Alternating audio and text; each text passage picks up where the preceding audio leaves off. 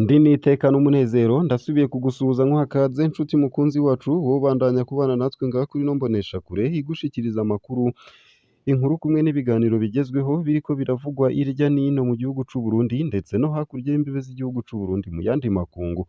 Nunyemerere nkuhe kaze, ndaguhaye mwaramutse neza cange mwiriwe neza bivanye n'aho udukurikira uherereye kuri uyu munsi wa gatanu, igenekerezo rya 20 Gitugutu umwaka w'ibihumbi 2023.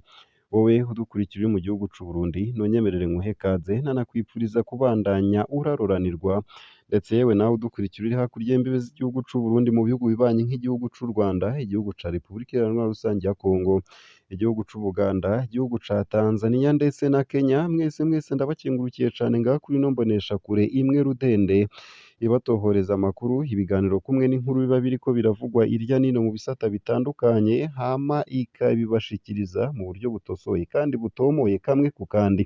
Ico utegerezwa gusa ni ugufyonda sabone canke subscribe nawe utarafyondako, hama ukabandanya urashikirwa n'ano makuru kamwe ku kandi ku gihe. Ntaratangura aya makuru ku buryo buramvuye, nunyemerere nkugeze ko iyi nkuru y'umubabaro ivuga ko umunyeshure yitwa Melchior Ntahizaniye, umunyeshure agira gatandatu w'umurundi yaraye apfiriye mu gihugu c'Uburusiya. Ibiro BBS mu vyo bijejwe harimwo gukurikirana abanyeshure b'abarundi baja kwiga hanze vyaratangaje urupfu rw'umunyeshure Melchior Ntahizaniye yari amaze iminsi arwariye mu gihugu c'Uburusiya.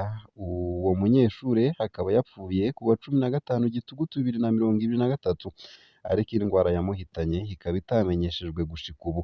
Umuhisi Melchior Ntahizaniye akaba aciye aja ku rutonde rw'abanyeshure batandatu b'abarundi bamaze gusezera isi bari kwiga mu gihugu c'Uburusiya kuva mu mwaka w'ibihumbi 2019. Urubuga rw'ikinyamakuru Yaga rwarashize ahabona ayandi mazina y'abanyeshure b'abarundi bamaze gupfira mu Burusiya kuva mu mwaka w'ibihumbi 2019 gushika mu mwaka w'ibihumbi 2023.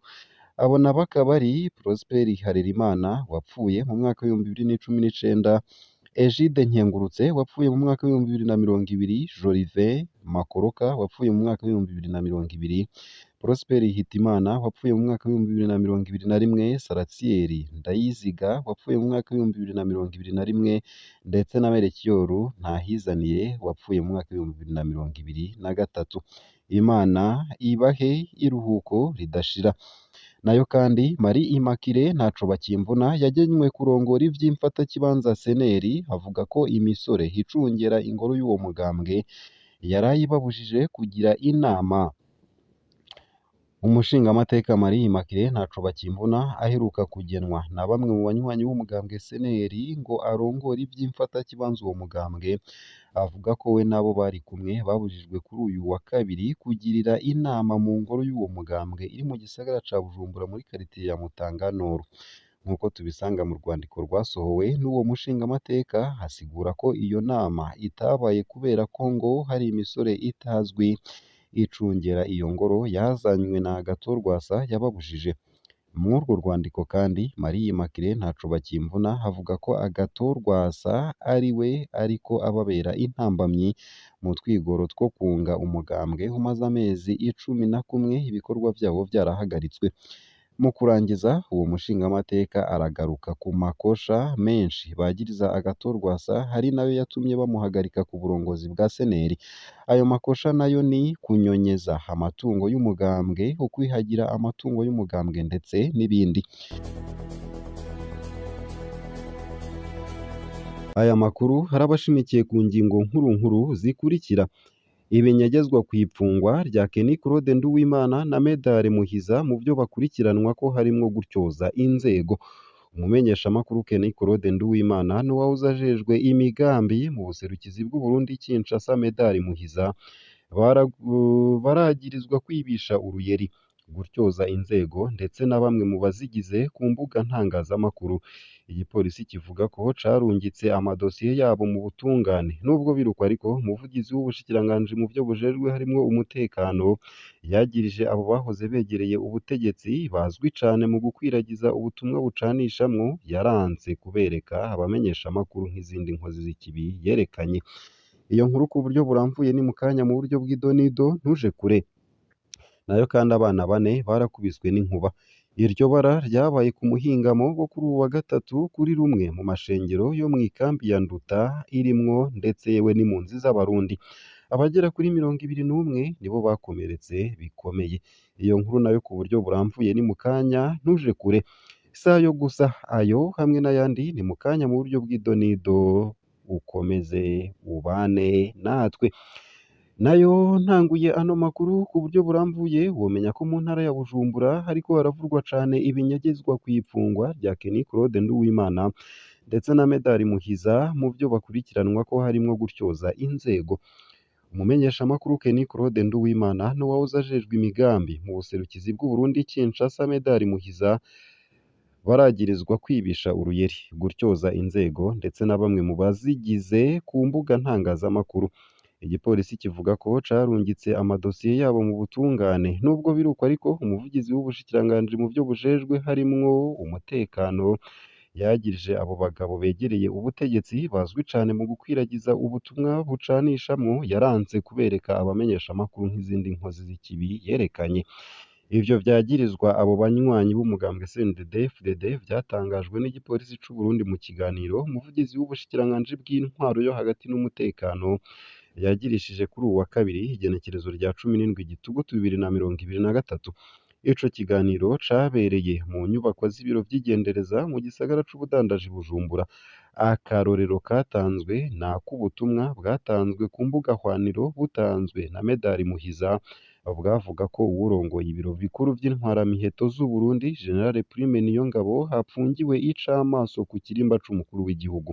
Ku bwa Pierre Nkurikiye umuvugizi w'ubushikiranganji bujejwe umutekano, Medard Muhiza ashaka gucanishamwo inzego no gucafuza ikirimba c'umukuru w'igihugu bisanzwe bitari ibohero. Twasanze abo bantu uko ari babiri bakorera mu runani n'izindi nkozi z'ikibi bakoresheje amazina atazwi. Uko akaba ariko Nkurikiye yabagirije. Pierre Nkurikiye yaragabishije abaha amakuru abo banywanyi babiri b'umugambwe uri ku butegetsi kuko kubwiwe babakoresha kubw'inyungu z'izindi nzego canke ibindi bihugu hatari Uburundi. Yavuze ko hari abakozi ba leta batanga amakuru mu ntumbero yo kwiyamiriza amabakorwa muri izo nzego. Kubwiwe ayo makuru nta kindi agamije hatari guhungabanya igihugu mu gihe abantu bakwiragiza ayo makuru bibaza ko bariko bariyamiriza ibibi. Nubwo biruko ariko ivyo vyaha birahanwa n'amategeko. Uko akaba ariko Pierre Nkurikiye yashimangiye. Yamenyesheje ko ayo makuru ashobora gutangwa acishijwe ku busandugu bwo gutangiramwo ivyiyumviro canke babicishije ku nimero z'amatelefone zatanzwe ku banyagihugu uhereye ku y'umukuru w'igihugu. Ukwiyamiriza ibibi bikorwa ntivyategerezwa guca ku mbuga z'amazina atazwi. Uko akaba ariko Nkurikiye yashimangiye. Kenny Claude Nduwimana na Medard Muhiza boba bapfungiwe hehe? Ico kibazo kiguma kigaruka cane cane ko umuvugizi w'ubushikiranganji bujejwe umutekano yanse kubereka abamenyeshamakuru. Abamenyeshamakuru bari batumweko muri ico kiganiro barasavye barashimika kenshi kugira ngo abo banywanyi b'umugambwe CNDD-FDD uko ari babiri berekanwe nk'abandi bikekwa ko ivyaha bisa n'ivyabo, ariko biba ivy'ubusa. Nta n'ijambo na rimwe Pierre Nkurikiye yigira nk'uko umengo ntiyumvise ivyo asabwe. Ku bw'amasoko mu gipolisi no mu begereye umugambwe uri ku butegetsi yavuganye na SOS Media Burundi dukesha iyi nkuru kuva bahagarikwa. Abo bagabo babiri bapfungiwe mu biro vy'igendereza ry'u Burundi mu gisagara c'ubutunzi Bujumbura. Ni iki coba kinyegejwe n'abategetsi b'u Burundi? N'abantu bagirizwa ivyaha bito bito muri kahise barerekanywe ku bamenyeshamakuru. Kubera iki banga kwerekana ku bamenyeshamakuru abo bagirizwa ivyaha bikomeye nk'ivyo? Uko akaba ari kumwe mu bamenyeshamakuru b'u Burundi abaza. Abo bagabo babiri boba baraborejwe igufa ku buryo batamwerekana imbere y'abamenyeshamakuru. Barishwe. Uko biri kose vyose birashoboka mu bihe mwene ivyo. Uko akaba ariko abandanya.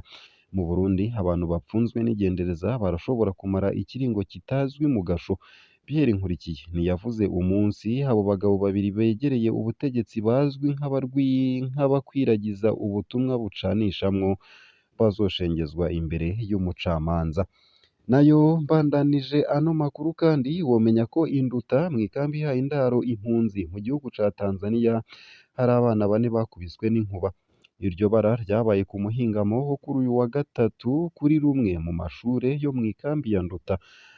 Abagera kuri 21 nibo bakomeretse bikomeye.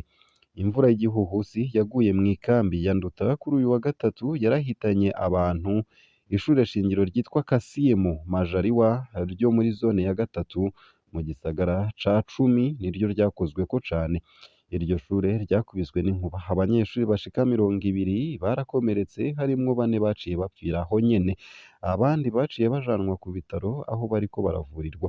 Uko akaba ari kumwe mu bakorerabushake bo kuri ivyo bitaro yabwiye SOS Media Burundi kuri uwu wa gatatu ku mugoroba.